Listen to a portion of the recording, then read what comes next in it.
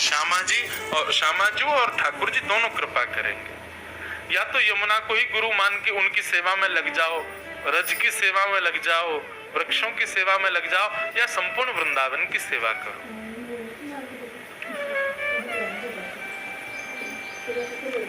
आज यहाँ आ रहा था, उससे पहले चिंतन में आया कि धाम सब प्रदान कर देगा, नाम भी, रूप भी, लीला भी,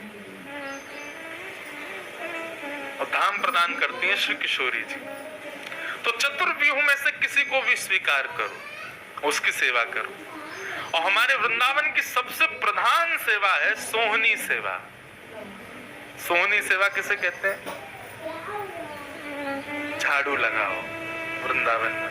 मीराबाई कहती हैं, शाम मने चाकर राखो जू, हरि जी मने चाकर राखो जू, चाकर रहसू बाग लगासू, चाकर रहसू बाग लगासू, नित उठ दर्शन पासू, वृंदावन की कुंज गलिन में, वृंदावन की कुंज गलिन में, हरि की लीला गासू, हरि जी मने चाकर राखो जो, श्याम मने चाकर राखो जो। वृंदावन लोग चाकर बन के थोड़े ही आते हैं, सेठ बन के आते हैं, साहूकार बन के आते हैं, इसीलिए तो वृंदावन स्वीकार नहीं करता। वृंदावन तो चाकर बन के आओ। वहां के तो राजा दो ही हैं, श्यामाजू और हमारे श्याम सुंदर, बस बाकी सब तो चाकर हैं वृंदावन के। तो वृंदावन में एक महाराज जी रहते थे, बड़े भगवतनिष्ठ महात्मा। उनकी एक ही सेवा, वो पूरे दिन रज में सोहनी करते थे। अच्छा, सोहनी का भाव किस भाव से होता है? हमारे वृंदावन में नित्य श्यामा श्याम विचरण करते हैं, नित्य। आज भी श्रीधाम वृंदावन में किशोरी जी और ठाकुर जी विचरण करते हैं। तो इस भाव से सोहनी की जाती है कि श्याम सुंदर आ रहे होंगे, किशोरी जी आ रही होंगी, कहीं उनको कोई श्रम ना हो जाए, कहीं उनके चरणों में कोई कीट पत्थर कंकड़ ना लग जाए, किसी भी प्रकार का कोई कष्ट उनके चरणार बिंदों को ना हो जाए। इस भाव को हृदय में धारण करके सोहनी की जाती है।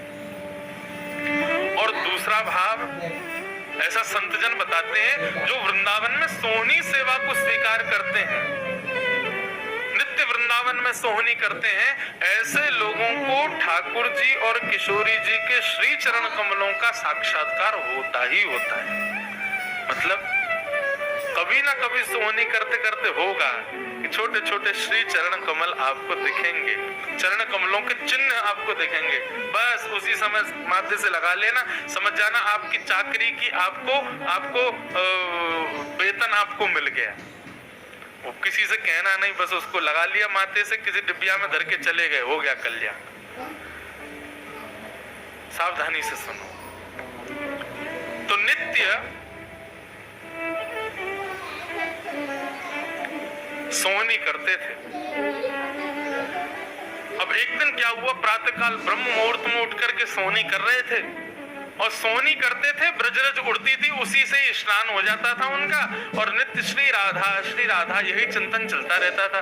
तो सोहनी करते करते करते करते, अच्छा सोहनी भी कैसे होती है ये भी वृंदावन आके देखना पड़ेगा आपको।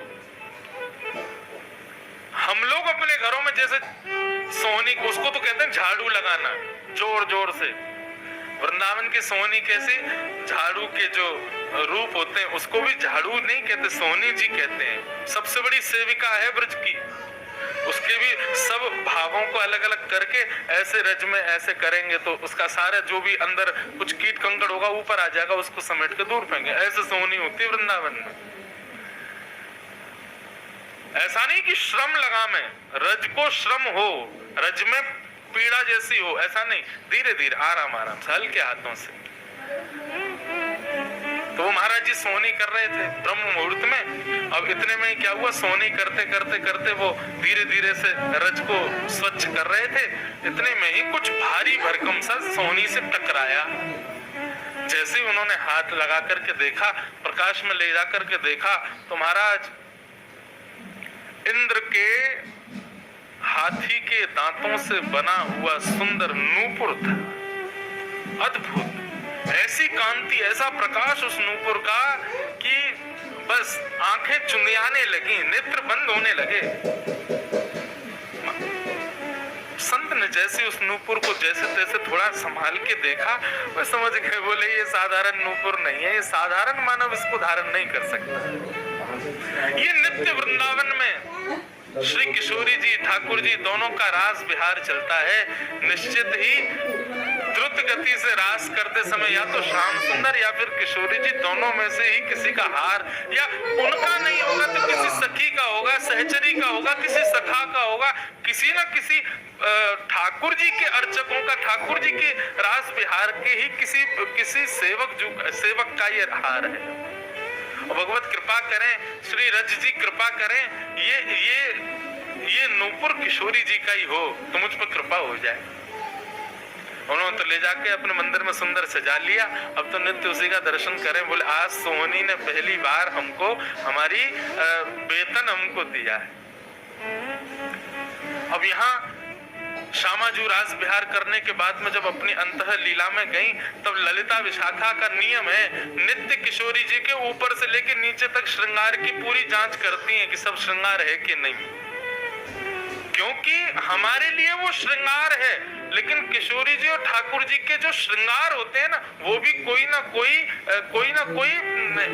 सहचरी ही होती हैं, कोई ना कोई सेवक ही होते हैं ठाकुर जी के।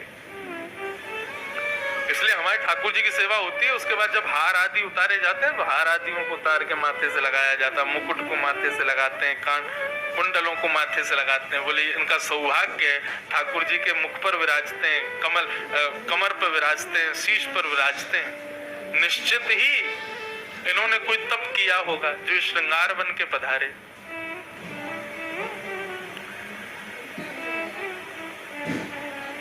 ललिता विशाखा दोनों ने जैसे पूरे किशोरी जी के श्रृंगार का पूरा जांच की तो देखा कि नूपुर तो नहीं है। किशोरी जी आपको नूपुर कहाँ गए? बोले कि अरे कल रात में रास विहार कर रहे, श्याम सुंदर ने ऐसे झटकाते खींचो मेरो हाथ, सोई मेरो नूपुर उतर गयो, मुझे तो लगे वही रज में ही रह गए होगो। अब तो ललिता विशाखा दोनों रूप बदल करके गई, वहां जाकर के ढूंढा तो नूपुर नहीं मिला। तभी वहां देखा सोहनी कर रहा है एक बाबा। तो ललिता जी गई और जाकर के बोली बाबा, अरे बाबा सुन। बाबा ने की कहो बहन, कहा कह रही हो? बोले कि अरे कल को मेरी बहू यहाँ से जा रही, ऐसी भोरी बहू है, बोलने को विचार ना करे तो यहीं से निकल के गई तो वहां को एक नूपुर उतर करके यहाँ गिर गयो, आपने देखो? बाबा बोले आपकी बहू को नूपुर गिर गो? बोले हाँ। आपने देखो बाबा? बोले हाँ मेरे पास ही रखो है। अरे तो बाबा फिर वाको दे दो।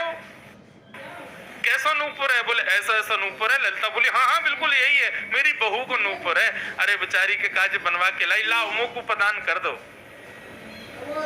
बाबा बोले मैं कैसे मान लूं कि तुम्हारी बहू को है? कहीं मैंने तुमको दे दिया और फिर कोई आया वाले कहीं मेरी बहू को, तो मैं तो दुविधा में फंस जाऊंगा। और भैया देखवे से पता चले कि वो बहुमूल्य है। वैष्णव जो होते हैं ना, वो भगवत दर्शन, भगवत प्राप्ति के लिए, संसार के लिए तो वो मूर्ख बन के रहते हैं, संसार के लिए तो वो ऐसे बन के रहते हैं जैसे इनको कुछ पता ही नहीं, लेकिन भगवत दर्शन, भगवत उपासना के लिए वो चतुर शिरोमणि बन जाते हैं, चतुरों के भी अग्रगण्य। बाबा बोले कि है तो मेरे पास ही, लेकिन तुमको ना दूंगा। बोले क्यों? अरे तुमको दे दियो और फिर कोई और आया वाने आके कही कि भैया मेरी बहू को नूपुर, तो मैं तो दुविधा में पड़ जाऊंगा।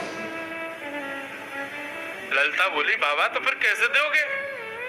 बोले एक नूपुर मेरे पास है, एक नूपुर तुम्हारी बहू के पास होगा। बोले हाँ।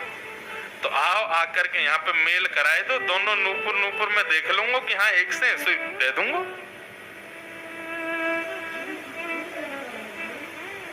ललिता जी बोली ये तो दुविधा में पड़ गए, अब तो या को मतलब ये किशोरी जी को लेके आओ या के सामने। ललिता जी गई, विशाखा गई, श्यामाजू बैठी हैं, चरणन में प्रणाम कियो। बोले हे श्यामाजू, वो बाबा के पास है नूपुर, लेकिन बड़ो चतुर है बाबा, यूं कह रहो पहले बहू लेके आओ, बहू के चरणन में नूपुर देखूंगा तब दूंगो। अब किशोरी जी तो कृपालु, मैंने कही ना, कृपा तो ठाकुर जी करें, किशोरी जी तो बरसा में। किशोरी तुरंत उठ गई, बोले चलो चलो चलो। ललिता बोली ऐसे नहीं, अरे ऐसे कैसे, कहीं भी मुंह उठा के चली जाओगी आप, विराजो यहीं पे हमारे वृंदावन में। के भैया किशोरी जी को प्राप्त करना, ठाकुर जी को प्राप्त करना, संत महात्मा को प्रणाम करते रहो, इनको रिझाते रहो, तो किशोरी जी अपने आप रिझ जाएंगी। क्यों? ये संत महात्मा कोई और नहीं है, किशोरी जी की सखी है सब, किशोरी जी की सखा